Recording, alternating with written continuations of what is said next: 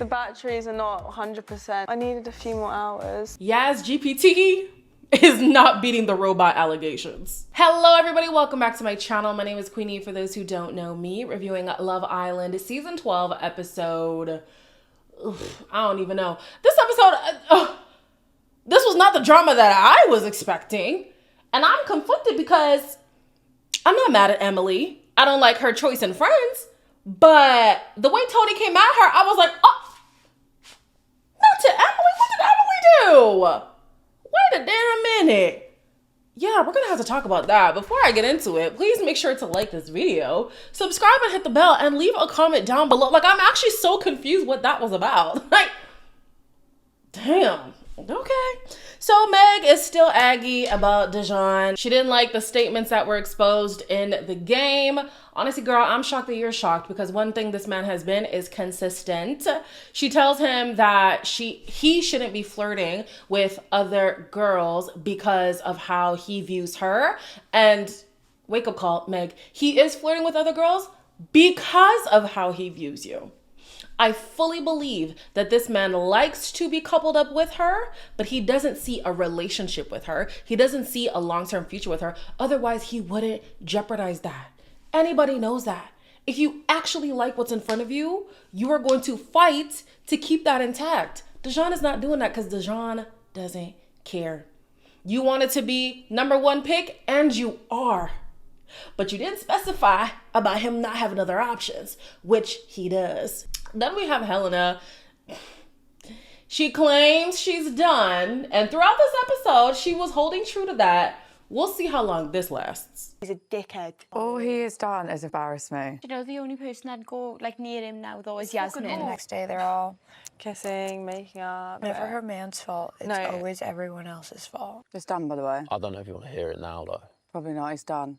We both said we're open to exploring new connections. You don't even fancy her. She's all right. I hope that it does go somewhere. I hope it's worth it for you. Tony and Yasmin are clearly talking about Meg, but the same could be said about Helena.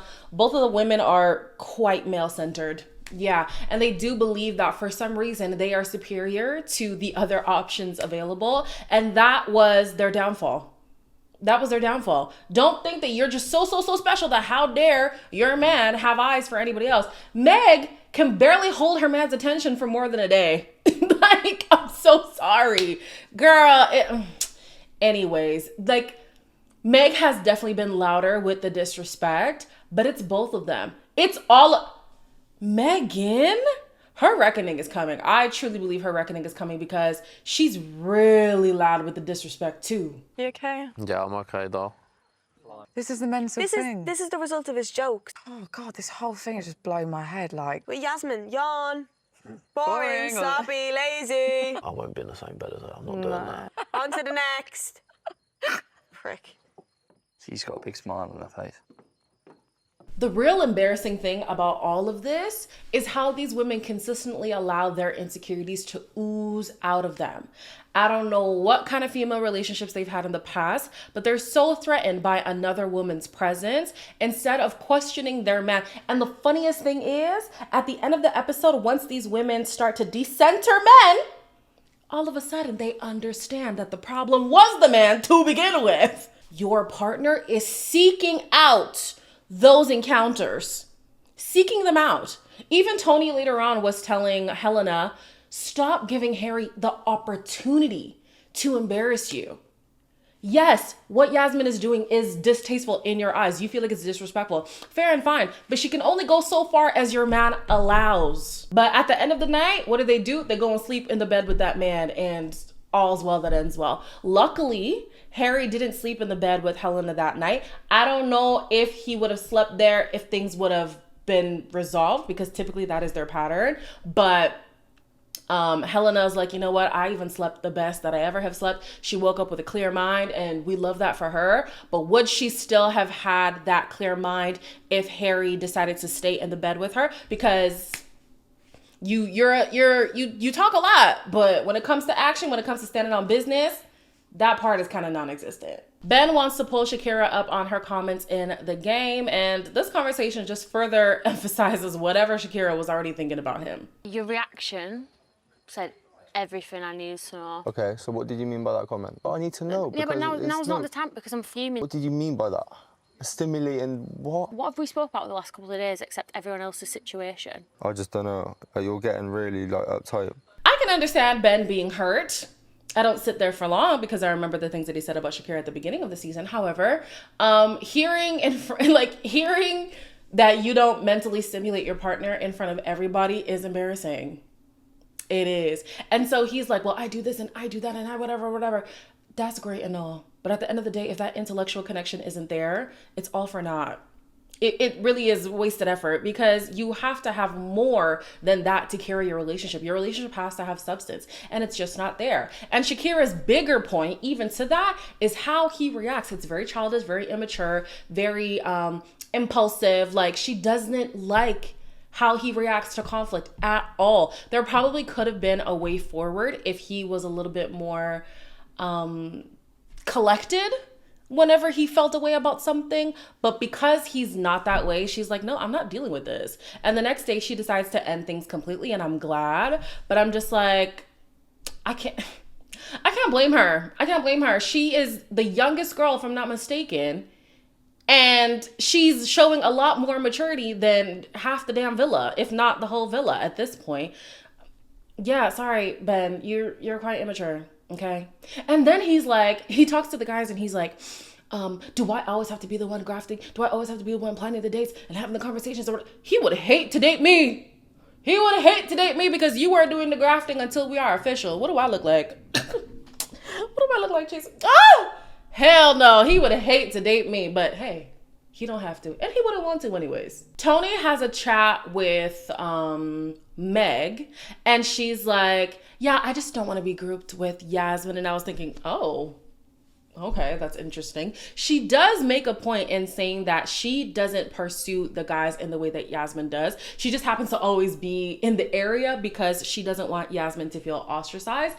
And that I do understand. But sometimes being an accomplice to the crime is just, you know, you also get hit by the law. Being an accomplice or being the person who did the crime, like, it's kind of the same thing. So I don't really know what she's on about right now. Basically, she tells Meg that her biggest problem shouldn't be with Yasmin. It should be with her man. And thankfully, throughout this episode, that is going to start sinking in to these women's minds. Thank God. Then we see a conversation with Megan and Harrison. And I'm thinking, oh, what is this? I was waiting for you to come pull me today as well. You're the bombshell, you're the puller. If I never pulled you for a chat, you'd never. No. Let's go try it. Stand up. Yeah, she's good looking, to be fair. Oh, he's talking about me, Johnny.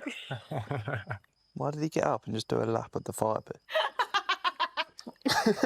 So, Megan, are you going to group yourself in with Yasmin or any other bombshell that comes in who is just exploring options? Because that's what you're doing. We've already established that you can only go as far as your partner allows. And so, yeah, those conversations were a lot more sexual, but that was because the partner was allowing it to happen. At the end of the day, the girl was just exploring her options. You're also exploring your options. Are you going to give yourself all that energy? She won't. That's the spoiler alert. Anyways, the next morning, Ben says he's in a better mood. He does apologize for his behavior. They do start to go back and forth again, and he's like, you need to be open-minded. Shakira is open-minded, my lord. Like, number one, dealing with you, but number two, all of that working through the villa that she had done before, she was talking to any and everybody. She's very open-minded. And then he's like, do you really think that your dream guy is going to come in here? Does that mean I have to settle with you? No, absolutely not. And she's like, yeah, I'm not perfect, but there's a minimum requirement that I need for a relationship. And I need to work on my stuff. My person would also need to work on their stuff, but I'm not just going to settle because we're not perfect. I fully agree. I don't know what the hell he's talking about. Like, don't settle just because of lack of options. Number one, there's life outside the villa. And number two, my dream man very well could come into the villa. What? What are you talking about? Then we have Connor, who asked Dijon for some advice because he says, although Emily is his type to a T, he's feeling a little bit suffocated. You know, she's always around, even when he's talking to the guys, because she gets along with the guys as well. She's there all the time. And he wants to talk to Megan. Talk about a plot twist. I never saw that one coming. I'm like, Megan? But also, this is a lesson to not just go for a pretty face. I don't know if he and Tony would have gone anywhere, but I do think that it was a bit premature for him to completely leave that situation. Now Emily thinks that it's them until the wheels fall off, and baby, they're falling. they're definitely falling. So I'll be interested to see how he handles that situation. Then we have Harry, who hasn't even let the dust settle with him and Helena, and now he's pulling Shakira. What? What? Fuck. You were number one for me. I kind of fucked it. Don't think I would do the things I do, because I know you wouldn't stand for it, sort of thing. I can't tolerate it. Obviously, it's not with me, which is fair, Yeah. but it's your behaviour for me that I would course. never stand for it, ever. I'm annoyed that Shakira is basically proving his point that there is unfinished business between them. Annoying. I'm gonna run with the narrative that she is entertaining this in the meantime because she's at a loss of options and she does like attention a little bit. So yeah, why not Harry? Who else? Honestly, at this point, he did acknowledge that he cannot pull the same antics with Helena. He cannot pull the same antics he did with Helena with Shakira because Shakira is not here for the nonsense. And I'm thinking, I hope people are listening. Know your worth and add tax, because the man who really wants you is going to pay that and then some. Okay. Now he goes to Dijon, like I said earlier, and is like, oh yeah, I said that I'm not gonna do the same things that I was doing with her. And then Dijon's like, oh, what did she say? And he's like, she's lapping it up. You really want to test Shakira? Do you really want to test Shakira? I think he's gonna get his ass handed to him.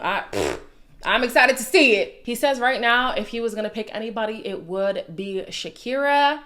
I think at this point, Shakira would choose him back because, again, who are her options? It's only Ben. Well, she does tease Connor in there. But I'm like, girl, there's a lot going on with Connor right now. I don't think you want to go there.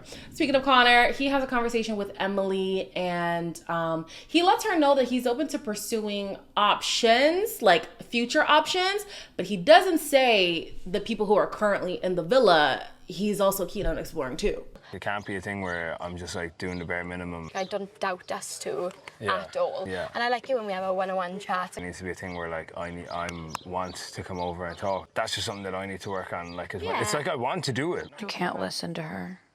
What? Little Miss Sunshine all the time. What do you mean? I'm getting irritated with her.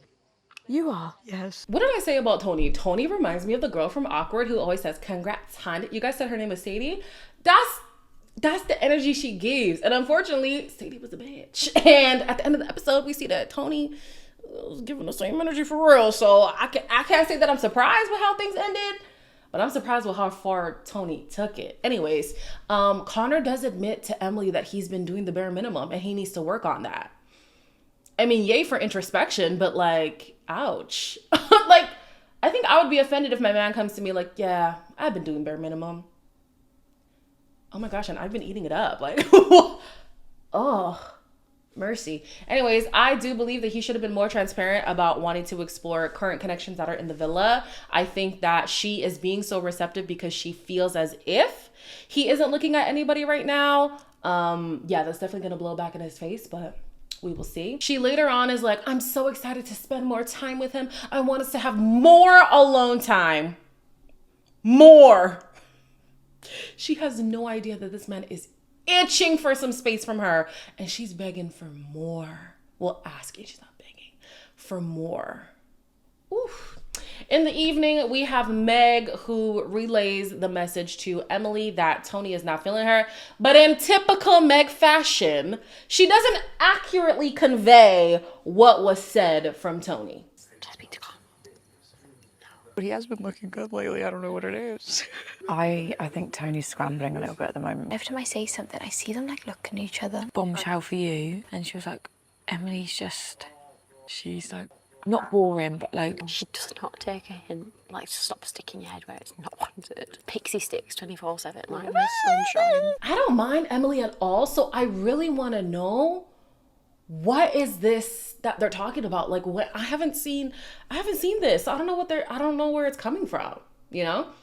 I don't like her option in Friends, but whatever. It is what it is. This, to me, is a more accurate depiction of what some situations with a lot of girls can look like, especially when men are involved. They'll click up, and then they'll go against each other. And sometimes it doesn't even have to do with men. Haven't you seen those videos of people who are like, oh, how the girls trip started and how it ended? Sometimes with a big group of girls, it can just get catty, which is why I never understood why season after season, the girls were fighting so hard to play happy family when we know that's not the case. Especially because as soon as they come out of the villa, it's, oh, I didn't like her. I didn't like that. I don't want to talk to her ever again. I don't want to be in the same space. Don't invite me if she's going. Where was that? I'm okay with seeing it in the villa. It doesn't have to be happy days all the time. It really doesn't. Shakira then makes a comment that she would be interested in going to talk to Connor. And I'm thinking, girl, give Emily a break, because Emily damn near had a heart attack when Connor came over to speak to Megan. Like, please. The girl is already going through a lot, okay? Basically, he didn't really say much to Megan outside of the fact that he has had his eye on her for a while. They started a connection and it kind of just died. And so he's open to exploring that again. She says, she doesn't say no. She says she's open. So I'm like, huh. Okay, interesting. She's entertaining this. She's entertaining Harrison. She's entertaining Tommy. I'll be interested to see how the other ladies handle this situation, because she's in a similar position as Yasmin. I'm just going to be honest. Harry takes Helena to the terrace. He was saying a whole lot of nothing. He was basically like, oh, can we be friends? And she's like, you brought me up here for this. Seriously. Like, anyways, she says maybe. I do see her gravitating back towards him, especially if nobody's checking for her later on in the season. I don't think any of the guys right now are interested, and so it will probably take a bombshell. I don't think any of the girls outside Shakira are interested. And Shakira, girl, what is it that you even see in Harry to begin with? I digress. So yeah, hopefully Helena stands on business. If she does, no, I don't think she'll ever be in my good books, honestly. Her male-centeredness is just...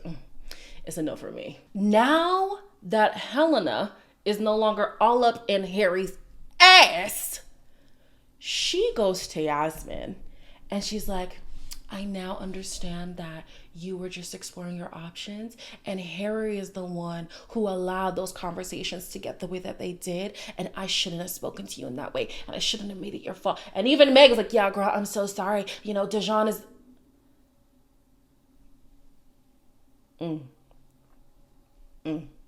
Okay.